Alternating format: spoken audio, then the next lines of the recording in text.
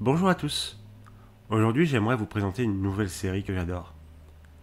Une série bien trop méconnue du grand public et pourtant adorée par les aficionados de science-fiction, The Expanse. À la base, c'est une série de romans par James S. A. Corey, qui est en fait un duo d'auteurs, qui a ensuite été adapté en série télé par la chaîne Sci-Fi, pour finalement être annulée, pour finalement être reprise et terminée par Amazon Prime Video. Mais basiquement, de quoi ça parle? Dans le futur, les habitants de la Terre ont développé un nouveau type de moteur leur débloquant le voyage spatial et ainsi le développement de colonies. Bien plus tard, Mars est devenue indépendante de la Terre et cherche à terraformer la planète. Et certains humains, les Ceinturiens, qui vivent dans des stations spatiales, eux sont exploités par les deux autres puissances dominantes et cherchent une certaine indépendance. Dans ce contexte, des batailles de pouvoir se jouent et des éléments perturbateurs entrent en scène. Alors, pourquoi j'adore The Expanse? D'abord, j'aimerais passer sur un plus non négligeable. La série ne fait pas de cheap. Alors ça peut sembler bizarre à dire, mais pour une série de science-fiction sur la chaîne Sci-Fi, avec un petit budget, ça relève d'un petit miracle. Que ce soit dans les environnements, l'utilisation de la lumière ou les batailles spatiales, ça ne fait jamais tâche. Et ça me semble vraiment important de le préciser parce que pour que ça ait l'air d'un miracle, c'est vraiment un énorme travail des équipes de la série. Et c'est peu de le dire. Un autre gros point qui va de pair avec le fait que ce ne soit pas cheap, c'est la cohérence scientifique de la série. En effet, beaucoup de clichés de la science-fiction sont ici évincés au profit d'une grande rigueur. Ici, la vie dans l'espace est réaliste. On utilise la force centrifuge pour générer de la gravité dans un vaisseau, on porte des bottes magnétiques pour se déplacer quand celle-ci est désactivée, il faut faire attention en versant de l'eau dans son verre.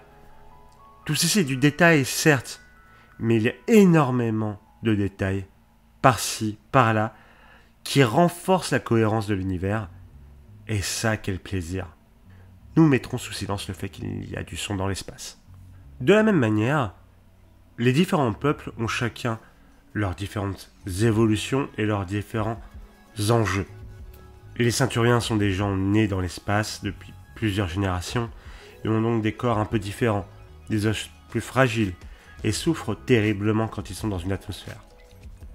Pour eux, ils n'ont plus de lien avec les humains de la Terre ou de Mars, ayant même leur propre langue, aspirant donc à une certaine liberté, une indépendance qui leur est refusée.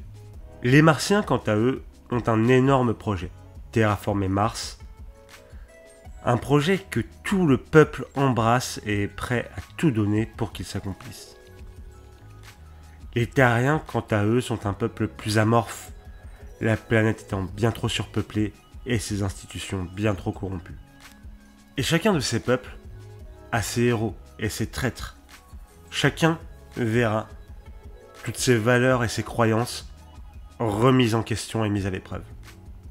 Et en parlant de héros et de traîtres, j'aimerais vous parler un peu des personnages qui sont à la fois le point fort et le point faible de la série. En effet, pour vous présenter un peu cela, nous allons prendre des personnages du Rocinante, l'équipage qui constitue les personnages principaux de la série. D'un côté, nous avons Holden, qui est un peu le personnage principal de la série, qui est aussi une sorte de Jon Snow Eco Plus avec un syndrome du sauveur, pas forcément des plus intéressants. De l'autre, nous avons Amos. Fucking Amos. Terrien qui au début est complètement dépendant de Naomi, autre membre d'équipage, dans le sens où il la protège et attend ses ordres avant de faire quoi que ce soit alors que c'est une putain de machine à tuer, mais qu'une fois qu'il décide de prendre les choses en main, devient un personnage incroyablement attachant, alors que complètement dérangé et dérangeant.